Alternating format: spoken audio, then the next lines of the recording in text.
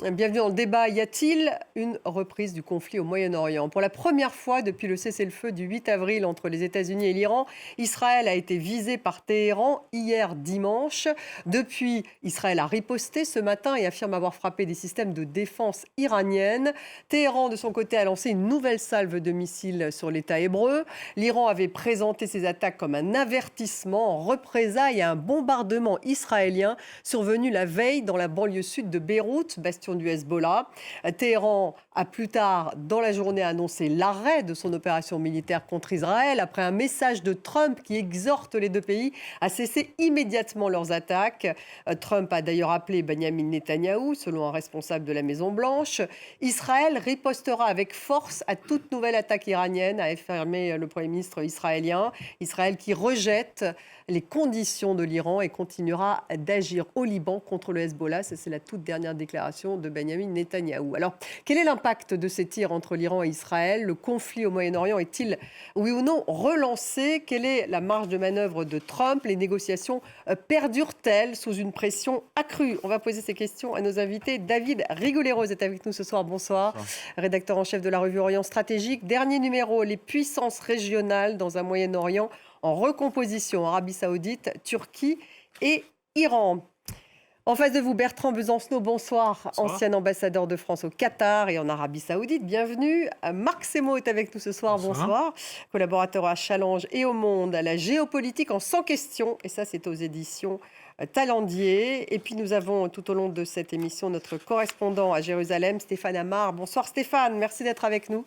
On me dit que vous serez là dans un tout petit moment, on est ravis de vous avoir. On va d'abord faire un point en images, justement, sur ces échanges de tirs avec Ludovic Defoucauld.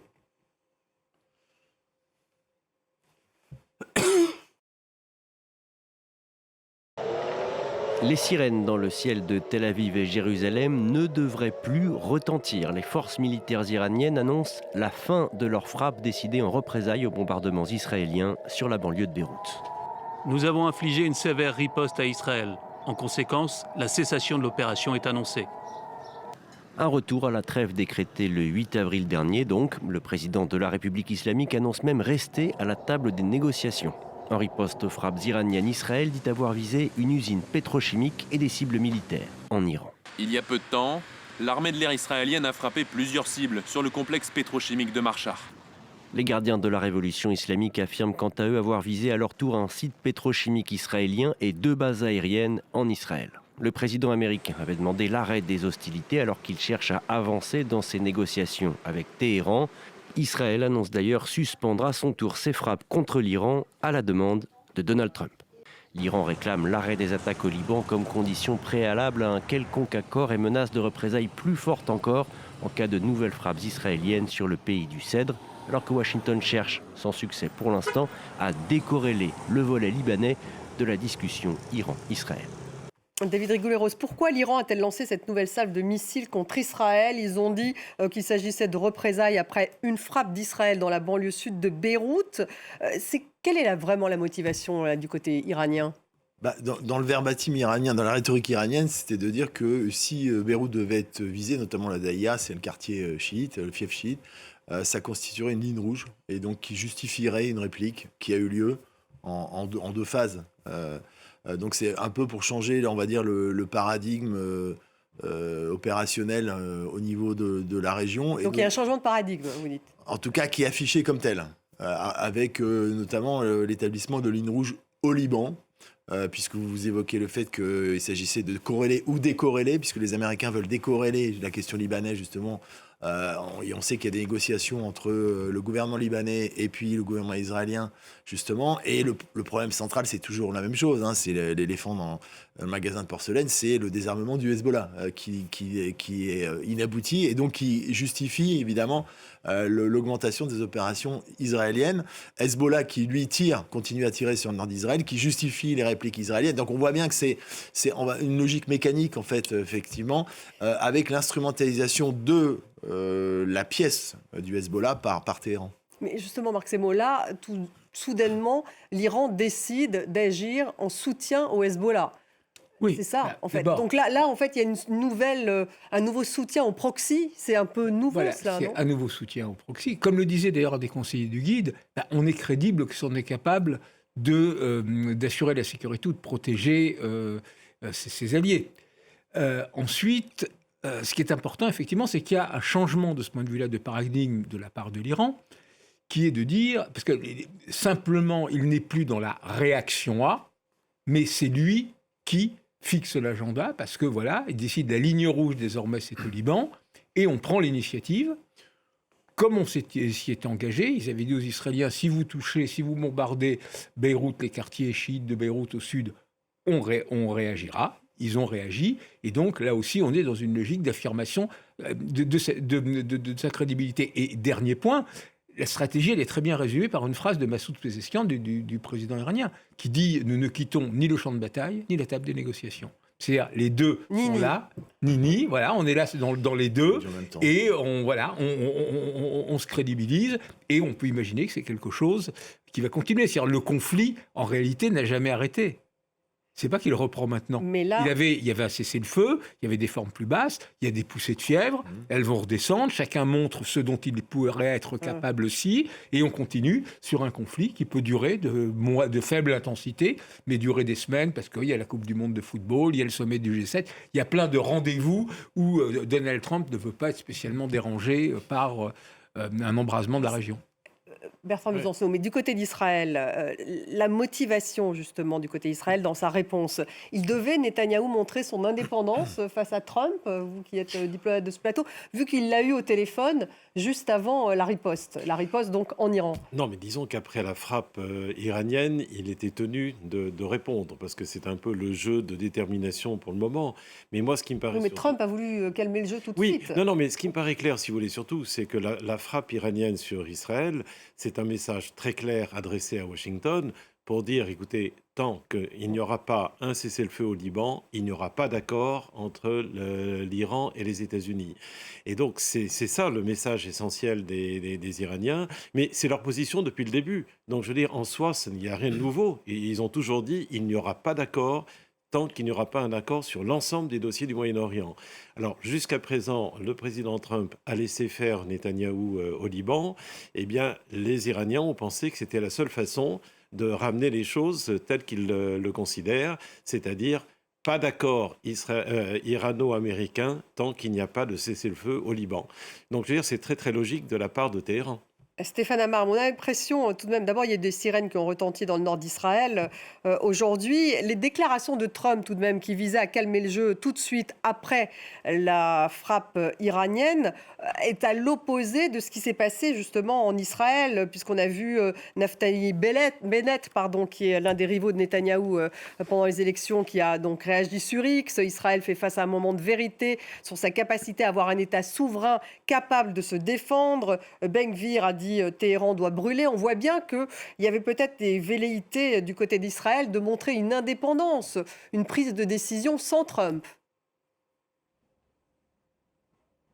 Oui, absolument, parce que Benyamin Netanyahou, il est attaqué des deux côtés. Il est donc attaqué par sa gauche, il est attaqué par sa droite, et les deux le traitent de faible face à Donald Trump, et d'une certaine manière de ne pas faire respecter la souveraineté d'Israël, d'obéir aux Américains, alors que à la fois Naftali Bennett et Itamar Ben-Gvir, qui appartiennent à des partis extrêmement différents, eux auraient dit, moi, à la place de Benyamin Netanyahou, j'aurais tenu tête à Donald Trump. On va rentrer dans une campagne électorale bientôt ici en Israël. Les élections vont se tenir au tout début de l'automne. Il est évident qu'il y a beaucoup d'arrière-pensées politiques derrière ces déclarations. Et effectivement, Benyamin Netanyahou ne peut pas apparaître aux yeux de son opinion comme quelqu'un de soumis à Donald Trump, même si, et il l'a dit devant son cabinet la semaine dernière, il faut bien comprendre que l'allié américain est un allié indispensable et qu'il faut respecter, parce que ce n'est pas seulement un allié du point de vue diplomatique, c'est très concrètement un allié du point de vue militaire. Ce sont les États-Unis États-Unis, qui fournissent des munitions à Israël sont les États-Unis,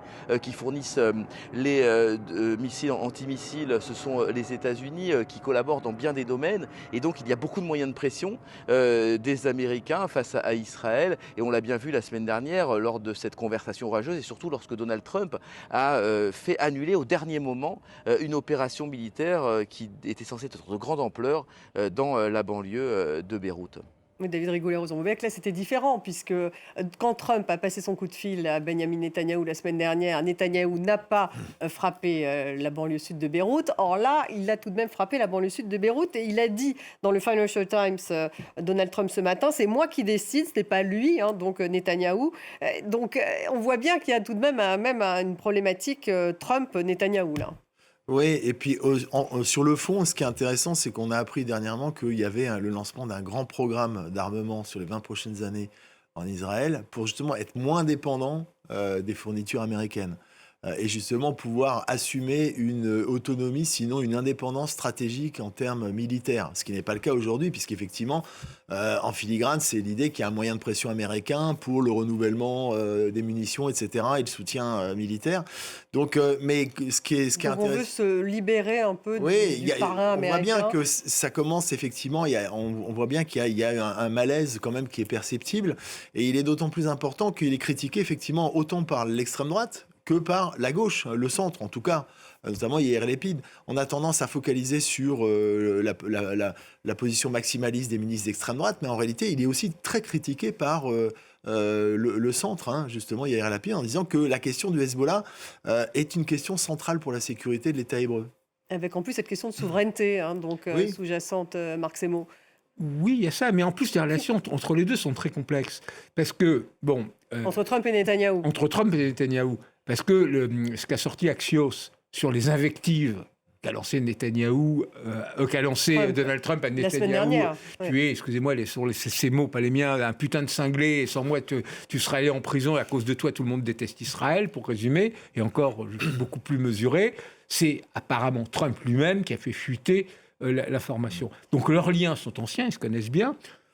Disons le parler franc, pour rester peu, fait partie de leur relation, mais c'est quand même beaucoup plus compliqué parce que dans le premier mandat, Trump était réellement aligné sur les thèses de Netanyahou, on l'a vu, le transfert de la capitale à Jérusalem, les accords d'Abraham, etc., etc. Dans le deuxième mandat, le premier voyage de Trump au Moyen-Orient, c'est dans les pays du Golfe et en Arabie Saoudite. Il dit fini les guerres, fini les changements de régime, le business pour tout le monde. Donc déjà à l'époque, il ne va pas du tout en Israël.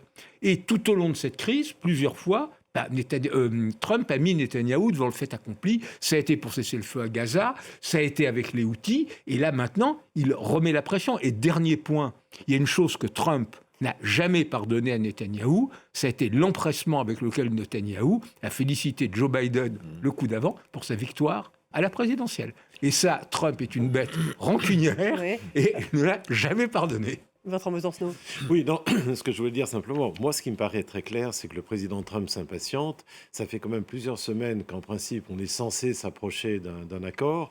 Et en réalité, ce qui bloque... Alors il y a deux sujets qui bloquent. Il y a la question de l'argent, on peut y revenir après. On va y revenir après. Mais il y a la question du Liban. Et donc effectivement, il avait le sentiment que, bon, certes, il avait dû laisser une certaine main à Netanyahou, mais il se rend compte que finalement les Iraniens ne signeront pas tant qu'on ne réglera pas la question du Liban. Et donc il prend cette mesure. Et on voit bien qu'Israël ne veut pas la régler de cette manière-là, parce qu'il y a encore eu des frappes dans le sud là, qui ont fait bien sûr. 7 morts. Non, mais le problème, c'est qu'effectivement, ça ne sera pas la première ni la dernière fois que le président Trump dit quelque chose, qu'il y a pendant un jour ou deux une accalmie, et qu'ensuite M. Netanyahou redémarre, parce qu'il reste toujours dans la logique de finir le travail jusqu'au bout. Bon, il reste persuadé qu'il peut avoir une solution finale, c'est-à-dire éradiquer et le régime iranien, et le Hezbollah, et le Hamas. Il est resté dans cette logique-là. Je crois qu'il n'a pas bougé, sans parler évidemment des problèmes de politique intérieure qui viennent d'être évoqués tout de suite. Qui sont importants aussi. Stéphane Amar, il y a eu un nouveau coup de fil, me semble-t-il, entre Benjamin Netanyahou et Donald Trump. On sait ce qu'ils se sont dit cette fois, parce que là, on évoquait le coup de fil de la semaine dernière, très houleux. Alors apparemment, ça a été beaucoup plus calme, même si on ne connaît pas exactement le contenu de la conversation. En tout cas, ce qui est sûr, c'est ce qu'on disait à l'instant, c'est que Benjamin Netanyahou a pris des libertés avec les instructions de Donald Trump. Je voudrais tout de même nuancer ce que vient de dire Marc Semo, c'est-à-dire qu'effectivement, Donald Trump a imposé à Benjamin Netanyahou des cessez-le-feu, mais en ce qui concerne à la fois Gaza et le Liban, Benjamin Netanyahou et le gouvernement israélien conservent tout de même les mains libres. C'est-à-dire qu'à Gaza, il y a eu la libération de tous les otages israéliens, mais en même temps, l'armée israélienne ne s'est pas retirée de la bande de Gaza, elle est restée dans la moitié de la bande de Gaza, elle est désormais dans 60% de la bande de Gaza, et Benjamin Netanyahou a indiqué qu'il visait les 70% d'occupation de la bande de Gaza, sans que cela provoque de protestations de la part du gouvernement américain. Et dans le Sud-Liban, c'est un petit peu la même chose, parce qu'effectivement, il y a des cessez-le-feu de façade, mais sur le terrain, eh bien, l'armée israélienne poursuit sa progression, poursuit ses raids aériens, et là encore, il n'y a pas de réelle protestation du gouvernement américain. Alors, il y a une thèse qui se fait jour ici en Israël, selon laquelle tout cela serait un jeu diplomatique, une façade, des différends affichés pour semer le trouble chez les Iraniens, mais que sur le fond, il y aurait toujours une concordance stratégique entre Donald Trump et Benjamin Netanyahou. Il y aurait ça, cette concordance stratégique entre Trump et Netanyahou, à votre avis, David Rigoulet-Rose? C'est difficile d'être affirmatif, mais en tout cas, il n'y a pas de discordance stratégique sur le but ultime qui est la problématique nucléaire iranienne. En revanche, la manière d'y parvenir, oui, là il y a des divergences de méthode, de fonctionnement, etc. On a vu que depuis le début, le gouvernement de Netanyahou est sur l'idée du changement de régime, ce qui n'est pas le cas de la position américaine, c'est pas sa position de principe, même si le résultat, in fine, c'est bien d'obtenir quand même, effectivement, le règlement de cette question nucléaire, qui est une constante chez Donald Trump. C'est pas une posture. Parfois, c'est pris comme une posture, mais ça n'en est vraisemblablement pas une. Et ça explique d'ailleurs que les négociations avec les Iraniens butent, parce que les lignes rouges sont inchangées. Sur le nucléaire. Et oui, elles sont inchangées. Et ça explique aussi que les Iraniens mobilisent probablement la question stratégique du Hezbollah par rapport à ces blocages dans les négociations. Ils avaient parié sur une lassitude et une impatience de Trump sur le fait qu'il céderait et pour obtenir un accord au rabais. Or, ça n'est pas le cas. Et c'est le problème pour les Iraniens aujourd'hui. Et on apprend à l'instant que le président libanais donc dit à CNN je ne rencontrerai pas Benjamin Netanyahou avant d'avoir trouvé un accord pour terminer la guerre. Donc là, il y a déjà, on voit, Marc Sebo, il y a quand même ce dossier libanais d'un côté que finalement Israël et même le Liban souhaiteraient séparer du reste, et l'Iran, au contraire, qui veut l'inclure dans ces négociations. Donc là, il y a déjà un désaccord majeur, non ? Il y a un désaccord majeur, et surtout pour l'Iran, c'est très important, parce que c'est sa crédibilité, on en parlait tout à l'heure, vis-à-vis de tous ces proxys qui est en jeu. Parce que ce qu'il faut voir, faire une unité de tout cela. C'est que l'Iran pensait, ou pense toujours, peut-être que le temps joue pour la République islamique, mais c'est quand même pas évident, et que Trump, au contraire, a été pressé de sortir de ce bourbier. Le temps ne joue pas réellement pour la République islamique, parce que 90% des exportations de pétrole ont été bloquées maintenant par... Alors pourquoi est-ce qu'ils en ont remis une couche là avec cette justement parce que cette espèce de situation de ni paix ni guerre, de conflit de faible intensité qui peut se prolonger longtemps, d'une certaine façon les États-Unis et Trump peut le tenir, il n'y a pas d'hommes au sol, il y a des pertes minimes, en tout et pour tout, je crois qu'ils ont perdu 14 hommes depuis le début de la guerre, ça coûte cher, c'est tout. En revanche pour l'Iran, l'Iran est quand même pris de plus en plus à la gorge, donc 90%. Les exportations de pétrole ont été réduites de 90%. Les fonds, on en parlera tout à l'heure, sont toujours gelés. Donc il y a vraiment un problème crucial pour la République islamique. D'autant que la question du pétrole, à partir du moment où les réservoirs sont pleins, qu'est-ce que vous faites ? C'est-à-dire il faut arrêter les puits. Si on arrête les puits, ça veut dire la reprise du processus de forage et d'extraction sera extrêmement long et coûteux. Donc pour l'Iran, le compte à rebours est bien réel. Et donc il leur faut à la fois ne pas totalement braquer Trump essayer de rester crédible en disant on est la puissance régionale qui a gagné, et en même temps sortir de cette impasse. Et puis Khalibaf, là, qui s'exprime à l'instant dans un message sur Telegram, nous allons transformer ce blocage, ce blocus naval en une autre défaite. Bon, bref, donc là, c'est quand même encore une rhétorique assez difficile. Finalement, qu'est-ce qui se passe là Est-ce que, Bertrand Besançon, est-ce que finalement, chacun est en train de tirer ou d'avoir ce type de rhétorique dure pour mieux peser au sein des négociations? Ça va ensemble?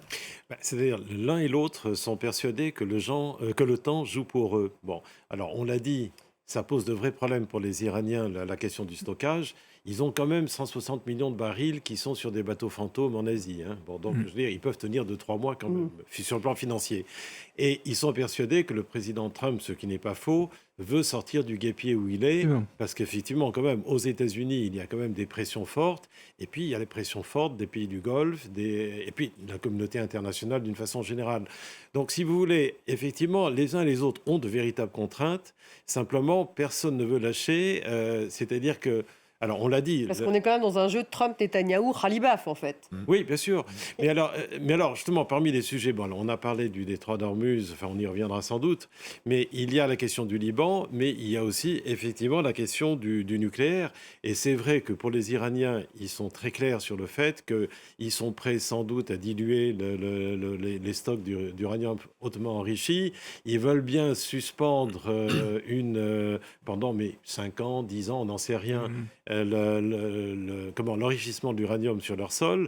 Mais pour le président Trump, et là c'est un accord qu'il y a avec les Israéliens qui est très net, il voudrait en réalité éradiquer le programme. Enfin, le programme, bon, ce qui me paraît d'ailleurs très difficile parce qu'on n'éradique pas des connaissances. Mais enfin bon, c'est en tout cas le sujet. Et sur ce point-là, il y a un véritable point dur entre les États-Unis et l'Iran. Alors que dans le paquet, on avait le sentiment qu'on essayait de régler la question du détroit d'Ormuz et qu'ensuite on engageait les négociations sur le nucléaire. Et que là, en se donnant un peu de temps, on arriverait à trouver les compromis et en jouant avec la pression des Chinois, etc. Bon. Ça vous semble compromis, ça, aujourd'hui? En tout cas, non, c'est pas forcément compromis, mais ça signifie qu'à un certain stade, il faudra que les uns et les autres fassent réellement des compromis, enfin des concessions. Bon, c'est-à-dire qu'effectivement, les Américains acceptent qu'il y ait quand même une forme d'enrichissement d'uranium sur le sol iranien et que les Iraniens renoncent à tout péage, à tout truc. Enfin, je veux dire, en tout cas, ça me paraît le minimum. Maintenant, quand est-ce qu'on y arrivera, c'est bien la question. Et Khalibaf, donc, il dit que les États-Unis, en fait, ne cherchent pas le cessez-le-feu ni le dialogue. Donc là, on est à nouveau dans un rapport de force, dans une rhétorique dure du côté iranien. C'est le président du Parlement. Oui, bien sûr. Mais disons que dans toute négociation, et surtout quand on a l'impression que finalement, à un moment ou un autre, on va devoir aboutir à quelque chose, eh bien, effectivement, chacun joue ses cartes jusqu'au bout. D'où, effectivement, ce qu'on a vu dans le Golfe, des tirs réciproques, pour montrer sa détermination et le fait qu'on essaie de tirer le maximum du deal possible. Mais on n'y est pas encore, visiblement. Et en plus, pour Donald Trump, il y a un problème. Il ne peut pas se contenter, à propos du nucléaire, justement, qui, comme le dit très bien l'ambassadeur, reste central, de revenir à ce qui était l'accord de Vienne de 2015. De Barack Obama. Et qu'il avait déchiré. Ouais. Donc il faut que même symboliquement, il puisse rapporter un trophée. Alors ça peut être effectivement les 440 kilos d'uranium enrichi à 60%, ça peut être autre chose. Mais il lui faut quelque part, à propos du nucléaire, montrer qu'il a obtenu un résultat qu'il n'y avait pas avant. Mais les Iraniens ne voulaient pas négocier d'abord sur le nucléaire, si je comprends bien. Donc, mais ça, c'est une position, enfin, c'est une posture de début de négociation, c'est normal. Mais en réalité, ils savent très bien que sur ce sujet-là, ils n'ont même pas le soutien des Chinois, qui sont quand même leurs principaux soutiens et qui ne veulent pas que l'Iran devienne une puissance nucléaire. Ça, c'est aussi un autre aspect. Donc, les Iraniens savent qu'ils sont obligés de faire un compromis, mais ils le voudront un minimum et ils tapent sur le fait qu'ils ont d'excellents négociateurs, bien meilleurs que les Américains. Et qui connaissent les dossiers. Oui, qui connaissent les dossiers, contrairement aux autres. Stéphane Amar, Israël rejette les conditions de l'Iran et continuera d'agir au Liban contre le Hezbollah. Ça, c'est la toute dernière déclaration de Benyamin Netanyahou. Donc, rejette les conditions de l'Iran. Donc à aucun moment, Benyamin Netanyahou n'est d'accord avec ces conditions iraniennes. Donc où vont ces négociations? Pour Israël, on veut juste continuer la guerre?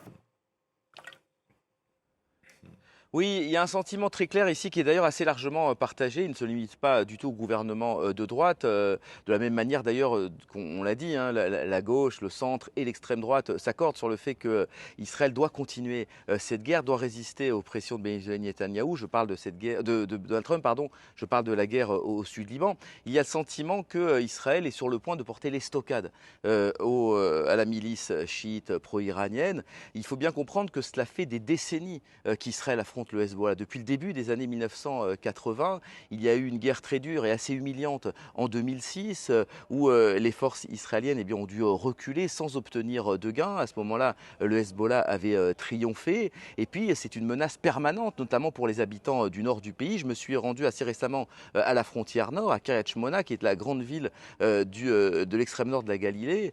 C'est une ville quasiment fantôme. La moitié de la population a déserté. Cela a des conséquences extrêmement graves sur l'économie. C'est le cas également de la plupart des implantations agricoles qui se trouvent au bord de cette frontière, qui sont d'ailleurs souvent des kibboutz, qui ont l'habitude de voter plutôt à gauche. Et ces gens-là disent au gouvernement, continuez, ne lâchez pas, continuez de traquer le Hezbollah jusqu'à ce qu'il soit éradiqué du point de vue militaire. Donc d'une certaine manière, Benjamin Netanyahou reflète cette opinion israélienne très générale et veut pousser son avantage. Il l'a dit encore ce soir, le Hezbollah ne ressemble plus du tout à ce qu'il était. Il a été quasiment complètement démantelé. C'est en tout cas ce que dit Benjamin Netanyahou. L'invasion terrestre n'a jamais été aussi loin depuis la grande première guerre du Liban dans les années 82, puisque Israël a repris très symboliquement le fort de Beaufort, au-delà du fleuve Litani. Et tout simplement, Benjamin Netanyahou veut porter les stockades et, dans la vision israélienne, affaiblir le Hezbollah, c'est favoriser la négociation avec l'État libanais, puisqu'on le sait, l'État libanais est en partie otage du Hezbollah, qui est très hostile à ces négociations. Donc pour les Israéliens, plus le Hezbollah sera faible, plus le gouvernement libanais aura les mains libres pour négocier un accord de normalisation avec Israël.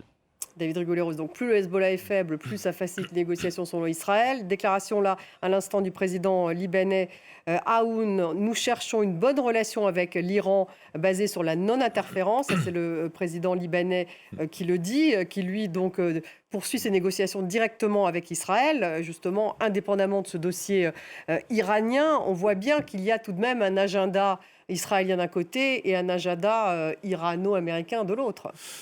Oui, mais il y a aussi la difficulté pour le gouvernement libanais parce qu'il y a eu des déclarations très fortes ces derniers jours. D'abord du président libanais en disant que le Liban n'était pas inféodé à Téhéran de manière très explicite, comme jamais ça a été le cas auparavant.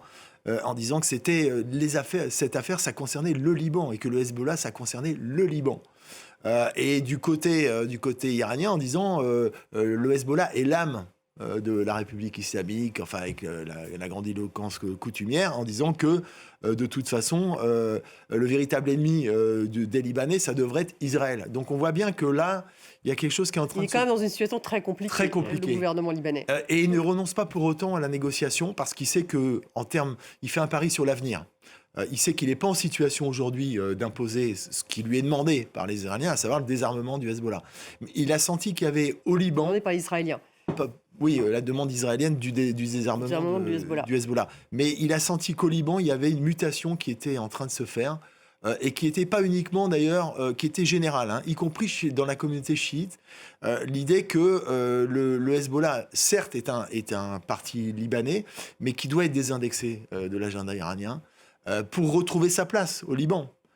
Et c'est seulement comme ça qu'il y aura un horizon politique, justement, pour le futur. D'après ce que l'occupation israélienne dans le sud, elle est mécaniquement liée à ça. Justement. Voilà, mais est-ce qu'elle crée au contraire chez les Libanais une volonté... Alors, ce que les Israéliens ont du mal à admettre, c'est que c'est pas eux qui arriveront au désarmement du Hezbollah. Ça sera forcément un choix politique, mais il faut que le gouvernement libanais ait la marge et les moyens. Surtout les moyens de le faire. Justement, comment le gouvernement libanais peut-il avoir les moyens C'est ça tout le défi. Mais quand même, il y a un alignement de ce point de vue-là historique.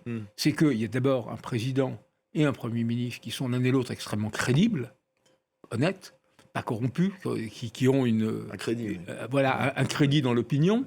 Il y a effectivement un basculement qu'on a vu dans l'opinion libanaise. Rappelez-vous, au tout début quand le Hezbollah entre en jeu en soutien à l'Iran. Parce que jusque-là, il y avait un cessez-le-feu qui tenait mal, mais qui tenait vaille que vaille. L'Orient le Jour titre « Le Hezbollah suicide le Liban ».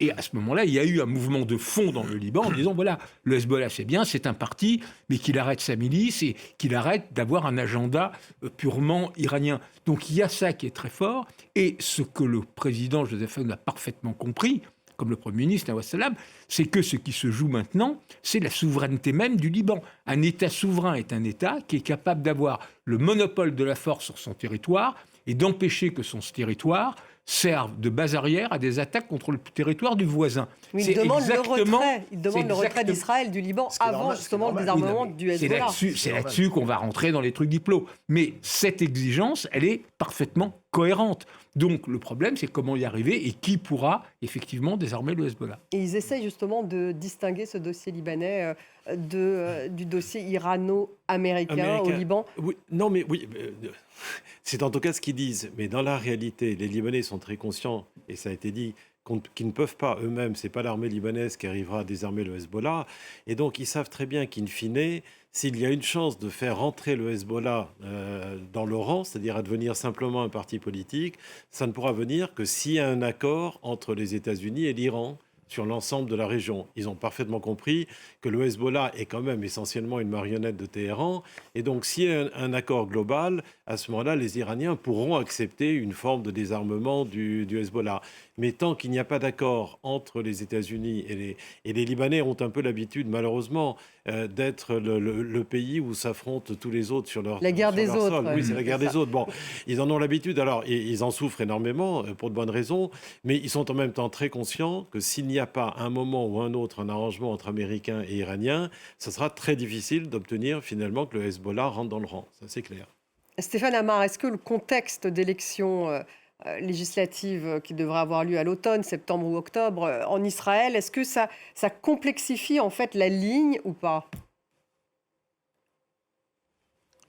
Alors, il est évident que Benyamin Netanyahou a intérêt à montrer des résultats, puisque ces conflits qui s'enlisent ne jouent pas à son avantage.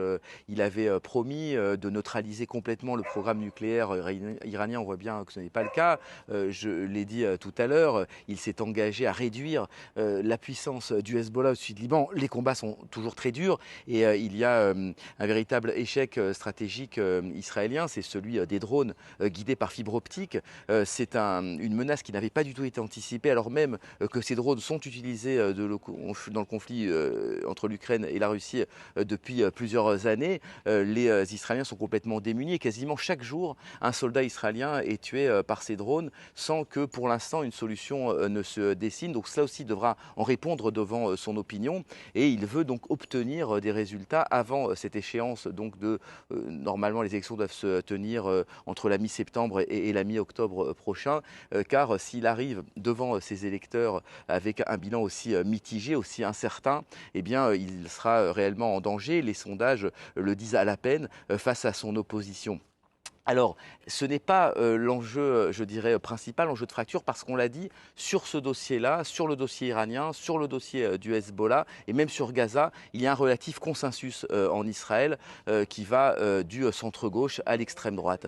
Il y a d'ailleurs des personnalités de gauche qui ont des propos extrêmement durs contre le Hamas, contre le Hezbollah et même contre les Palestiniens en général. Les véritables fractures ici en Israël, c'est la conscription des orthodoxes. Benyamin Netanyahou est obligé de s'allier avec les orthodoxes. Or, il refuse de faire l'armée, ce qui est extrêmement impopulaire ici en Israël. Et puis, il y a bien sûr d'autres dossiers qui sont plus liés à l'économie, des dossiers sociétaux. Mais je dirais que pour Benyamin Netanyahou, l'enjeu principal, c'est d'obtenir une victoire nette, que ce soit en Iran ou au sud Liban. Alors, quelles conséquences sur les négociations, justement, David Rigollet-Rose, notamment via le médiateur du Pakistan? On sait que le ministre de l'Intérieur pakistanais est reparti à Téhéran ce week-end. Le chef militaire du Pakistan et le chef de la diplomatie du Qatar et turc, d'ailleurs, ont appelé tout de suite Abbas Araghchi pour freiner l'escalade. Donc, on va regarder cette réaction sur X du Premier ministre du Pakistan qui demande à toutes les parties de la retenue pour donner une chance plus grande à la paix, surtout quand l'objectif final est justement sur le point d'être atteint. Donc, ils y croient, eux, les Pakistanais, David Rigoulet-Rose. Et finalement, ces discussions continuent. Ils y croient parce qu'ils sont les médiateurs déclarés, mais enfin, ils savent que c'est quand même très difficile. Il y a un message qui aurait été remis, adressé à Mojtaba, le guide suprême, par les Pakistanais. On n'en a pas la teneur. C'est sans doute un message important par rapport justement au blocage des négociations. Effectivement, et ce qui est intéressant, c'est que la poussée de fièvre qui a eu lieu ces derniers jours, c'est aussi lié directement à ce blocage. Il y avait eu des incidents entre Américains et Iraniens précédemment, tout simplement parce qu'il y a, de la part des Américains, non seulement... D'ailleurs, ce qui est intéressant, c'est que Bagheri, qui est le porte-parole du ministère des Affaires étrangères, a dit que les Américains, en fait, ne veulent pas de compromis.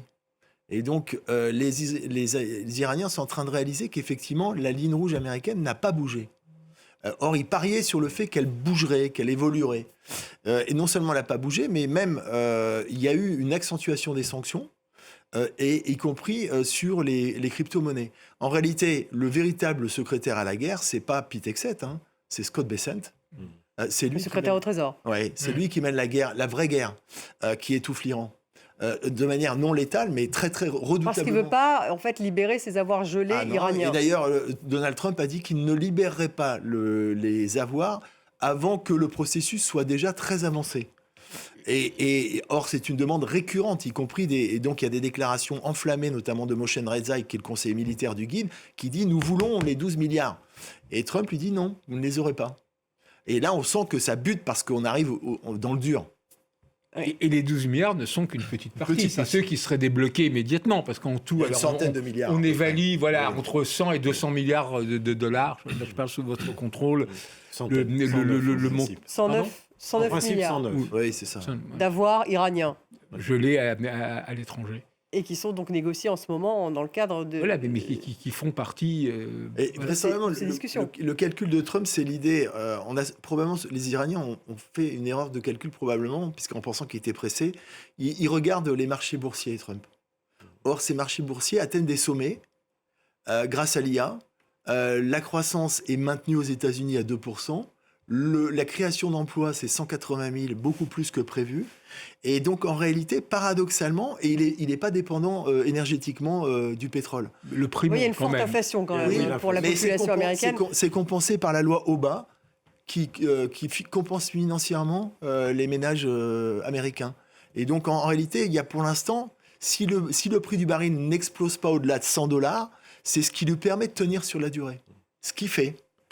Marc Semo. Oui, non, justement, alors, au niveau des lignes rouges américaines, sur le nucléaire, l'idée qui circule apparemment, c'est que, en plus c'est pour une deuxième phase, là il s'agit, entendons-nous bien, uniquement de discuter d'un protocole d'accord avec un cessez-le-feu, et c'est quelques lignes qui fixent le cadre d'une négociation future qui va notamment se polariser sur le nucléaire. Et toute l'idée, c'est que sur le nucléaire, les Iraniens savent que dans l'immédiat, ils ne peuvent pas faire grand-chose, quand bien même ils le voudraient, vu les destructions, etc., et que le plus important pour eux est au niveau du détroit d'Ormuz et de ce qu'ils pourraient obtenir au détroit d'Ormuz.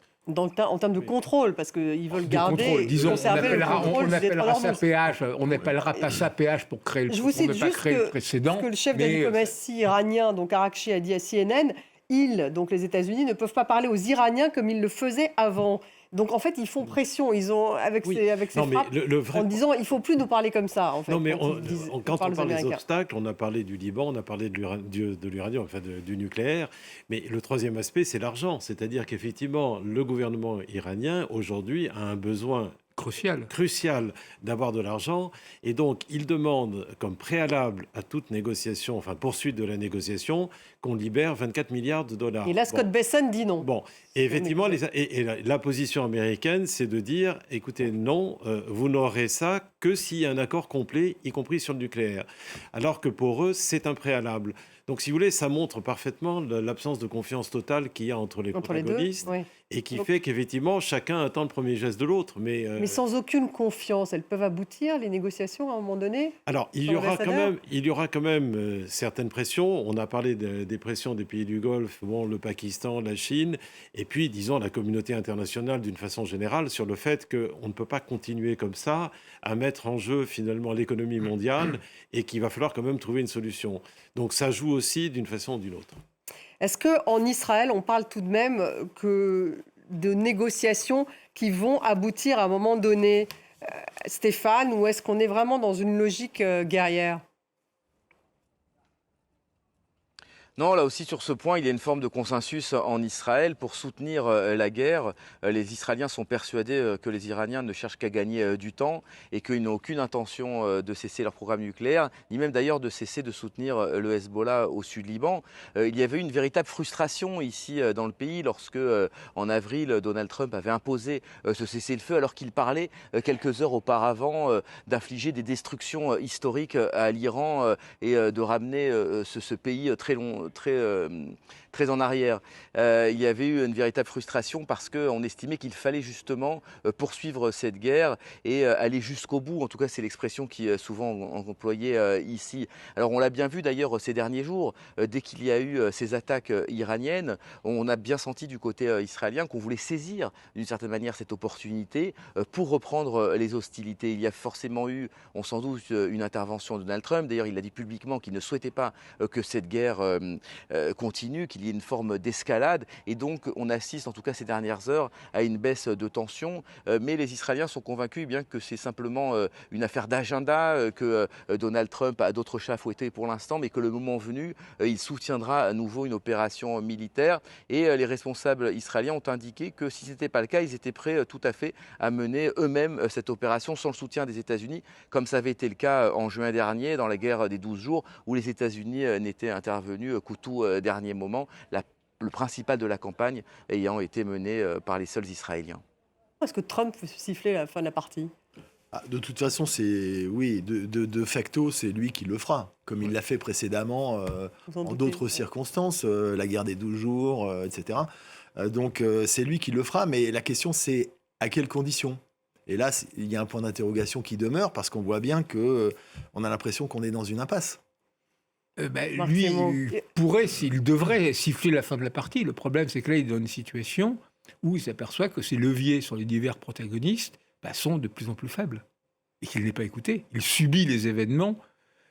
Et il ne peut même pas dire je feins d'en Mais il être. pourrait arrêter de les d'en être subir. Il l'organisateur. pourrait arrêter de les subir, ces événements, Bertrand Oui, non, Besancenot. mais il a donné le Donc, sentiment de tergiverser à plusieurs reprises, d'être soumis à certaines influences à un moment ou à un autre. Bon, maintenant, apparemment, il est quand même pressé de sortir de ce guêpier. Mais maintenant, ça dépend à quelles conditions, c'est ce qui a été dit. Je pense effectivement qu'il souhaite réellement terminer ce dossier et passer sur à quoi autre il chose. pourrait, en fait, parce que vous parliez des avoirs gelés, il y a bien un moment donné où Scott Bessent va devoir dire, bon, ok, Oui, Non non, mais je pense que, in fine, si vous voulez, bon, du côté israélien, ce qu'on oublie de dire, c'est quand même la dépendance totale d'Israël, à la fois sur le plan financier et sur le plan armement des États-Unis. voilà, Bon. même s'ils essayent Donc, de je veux dire, s'émanciper. effectivement, c'est quand même lui qui sifflera la fin de partie. Mais simplement, c'est à voir à quel moment le président Trump estimera qu'il pourra annoncer sa grande victoire. Alors, il a essayé Pour l'instant, différentes- ce conflit à faible intensité, ça ne le dérange pas Ça ne plus le dérange que pas ça. plus que ça, mais alors il a essayé différentes choses. Il a essayé de demander aux pays du Golfe de reconnaître, à l'Arabie Saoudite, au Qatar et autres, de reconnaître Israël. Donc il sort de temps en temps un lapin comme ça pour voir si ça marche. On voit visiblement, il cherche la solution. Merci beaucoup. Solution pas trouvée pour l'instant, en tout cas. Merci beaucoup. Bertrand Besancenot, David Rigoulet-Rose, Marc Semo. Merci. Stéphane Amar d'avoir été avec nous en direct d'Israël tout au long de cette émission. Et je vous dis à demain.